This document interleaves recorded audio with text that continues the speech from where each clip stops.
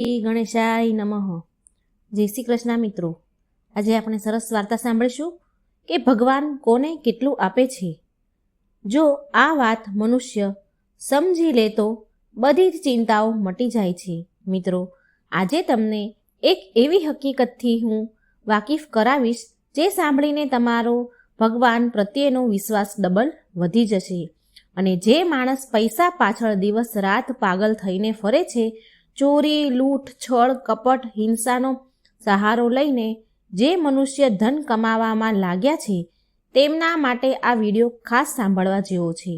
મિત્રો, આજના જમાનામાં દરેક વ્યક્તિને સૌથી મોટી ચિંતા હોય છે એ કે સૌથી વધુ રૂપિયા ક્યાંથી કમાઈ શકીએ, અને રૂપિયા કમાવા માટે કંઈ પણ કરવું પડે તો તે કરવા માટે પણ મનુષ્ય તરત જ તૈયાર થઈ જાય છે. મનમાં હજારો પ્રકારની ચિંતાઓ રહ્યા કરે છે કે રૂપિયા વગર કેવી રીતે જીવનની જરૂરિયાતો પૂરી કરી શકીએ, કેવી રીતે બાળકોનું ભવિષ્ય સારું બનાવીએ. બાળકોનું ભવિષ્ય રૂપિયા વગર કેવું હશે, આ બધી ચિંતામાં માણસ ફર્યા કરે છે. કેવી રીતે બાળકોનું ભવિષ્ય સારું થશે, રૂપિયા વગર દીકરા દીકરીના વિવાહ કેવી રીતે થશે, કેવી રીતે રોજિંદા જીવનની જરૂરિયાતો પૂરી થશે, આવી બધી ચિંતાઓ લઈને આપણે બેઠા જ રહીએ છીએ. તો મિત્રો, આજની આ કહાની સાંભળીને તમારી આ બધી ચિંતાઓનું સમાધાન મળવાનું છે. સવાલ એ છે કે ભગવાન કોને કેટલું આપે છે અને ક્યારે આપે છે. ઘણીવાર એવું જોવા મળે છે કે જે લોકો ભગવાનમાં અતૂટ વિશ્વાસ રાખે છે તેઓ સ્વયં ભૂખ્યા રહી લેશે, પરંતુ બેઈમાની કરીને ભોજન નહીં કરે. આ જ કારણ હોય છે કે આવા લોકો ઘણી વખત ગરીબ રહી જાય છે. તેઓ સત્ય, નિષ્ઠા અને ઈમાનદારીથી પોતાનું જીવન જીવતા હોય છે, અને સારું મોડું પરિણામ જે પણ આવે તે બધું જ ભગવાન ઉપર છોડી દેતા હોય છે. આવા લોકોને ક્યારેય એને કેટલું આપવું છે તે કુદરત નક્કી કરતો હોય છે. તેમના દુઃખ સુખનો ખ્યાલ પણ ભગવાન રાખતો હોય છે.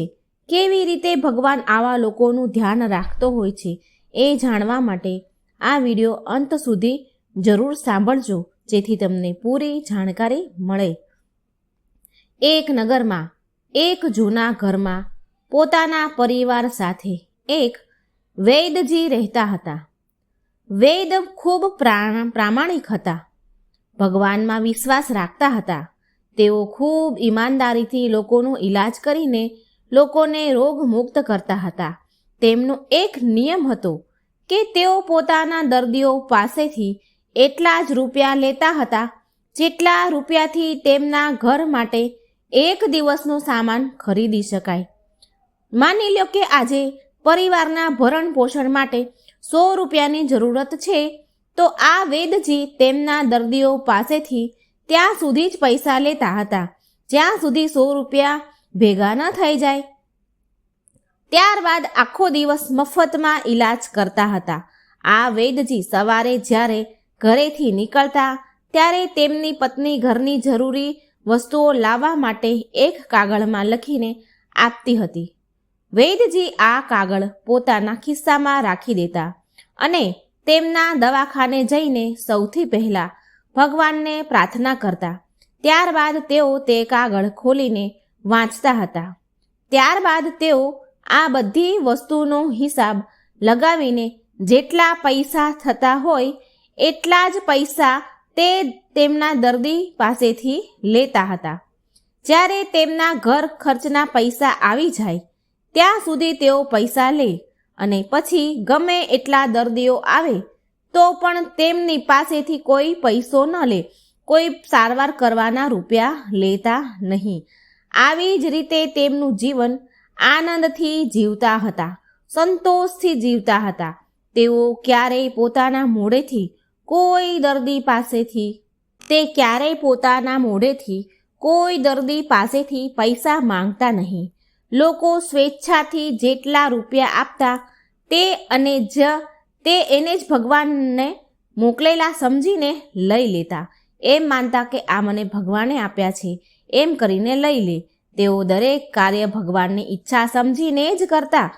તેઓ એવું માનતા હતા કે ઈશ્વર હાથી માટે મણ અને કીડી માટે કણની વ્યવસ્થા જરૂર જ કરે છે, તો પછી હું શું કામ વધારે કમાવા માટે દોડ્યા કરું?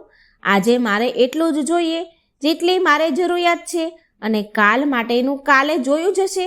આવા જ વિશ્વાસથી તેઓ પોતાનું કાર્ય કરી રહ્યા છે. એક દિવસની વાત છે.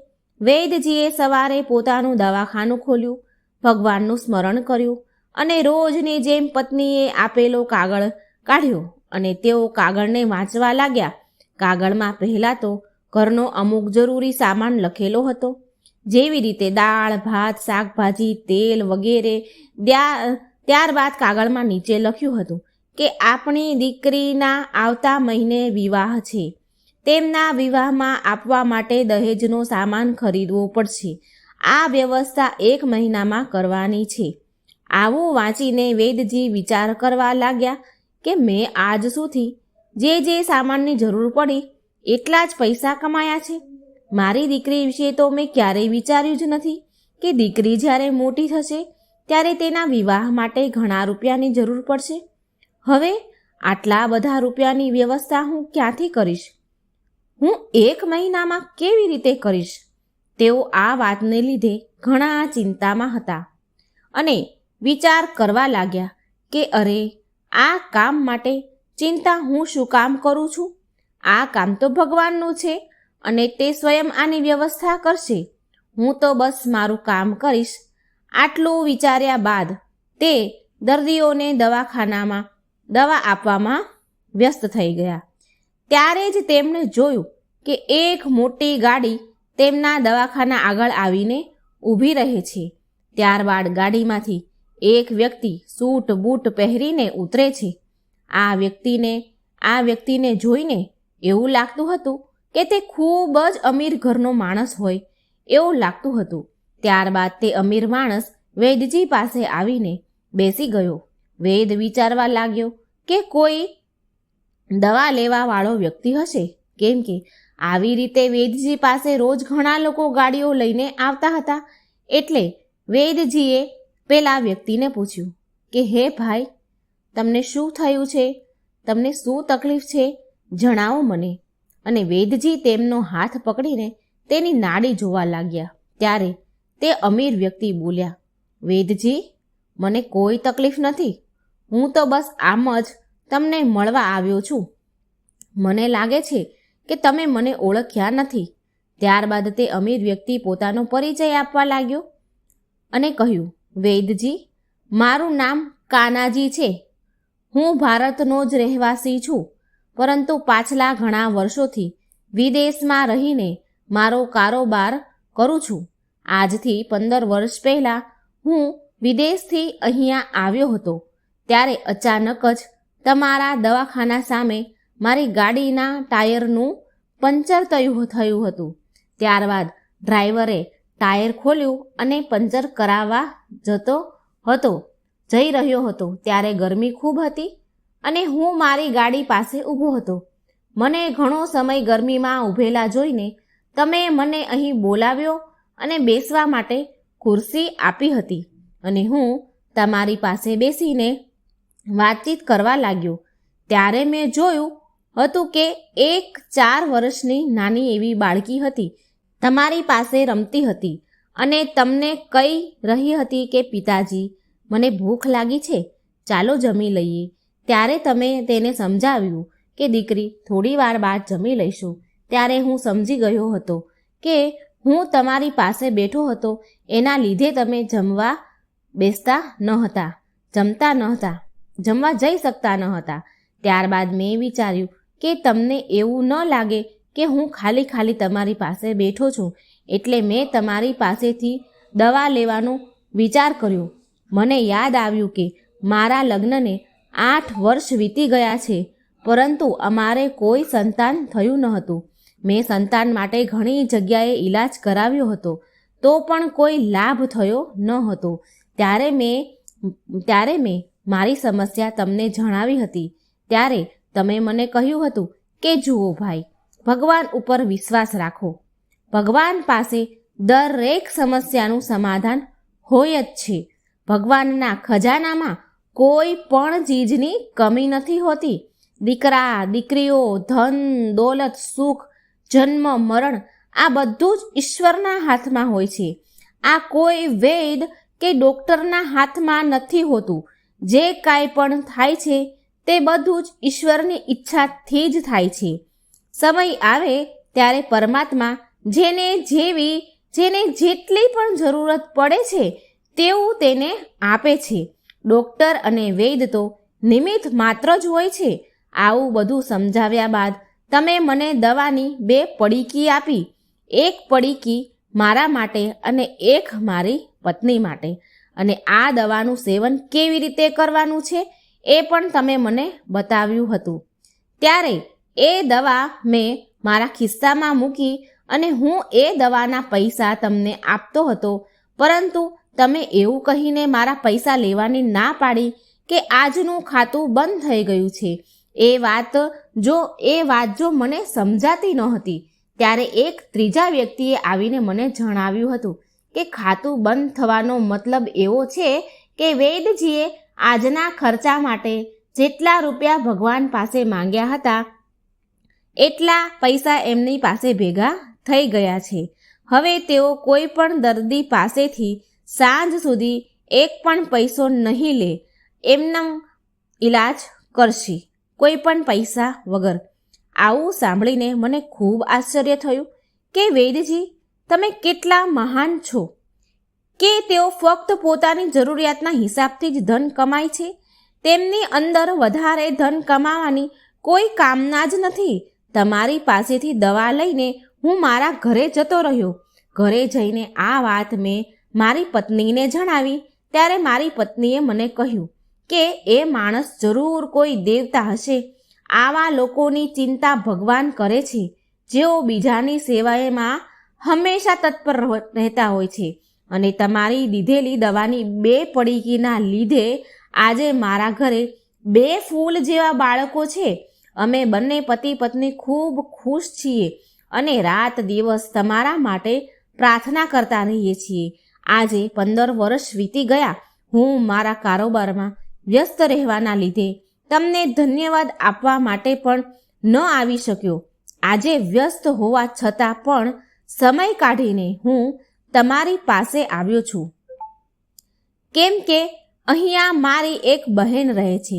તેમની દીકરીના વિવાહ છે અને મારી બહેન વિધવા છે.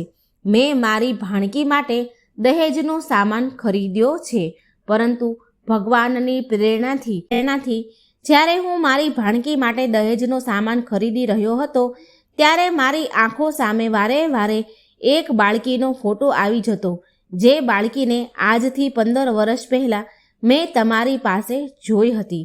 મેં વિચાર્યું કે એ બાળકી પણ મારી ભાણકી જેવી જ છે ને. હવે તે વિવાહ યોગ્ય થઈ જ ગઈ હશે ને, થઈ ચૂકી હશે.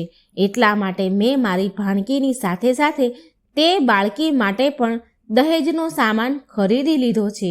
હું માનું છું કે ભગવાનને જ મને આ કામની જવાબદારી સોંપી છે.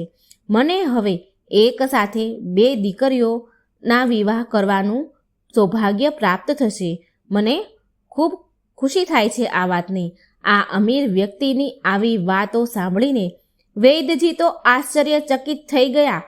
તેઓ વિચારવા લાગ્યા કે થોડી વાર પહેલાં જ મેં મારી પત્નીએ જે લખેલી ચિઠ્ઠી વાંચી હતી અને હજુ 1 કલાક પણ નથી થઈ કે આટલું જલ્દી ભગવાને મારું કામ કરી દીધું.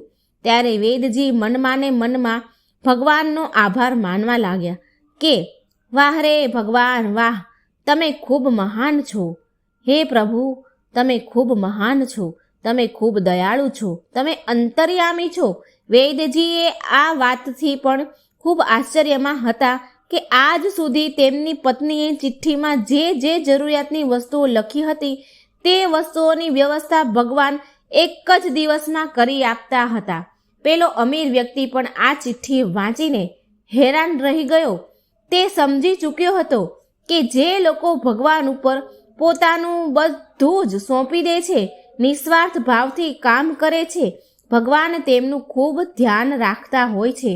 ભગવાનને બધી જ ખબર હોય છે અને કોને ક્યારે કેવું કેવા સમયે કઈ વસ્તુની જરૂરિયાત છે તે સમયે તેમની જરૂરિયાતોને ધ્યાનમાં રાખીને તેમની જરૂરિયાત વસ્તુઓ કોઈ પણ વ્યક્તિના માધ્યમ બનાવીને આપતા રહે છે.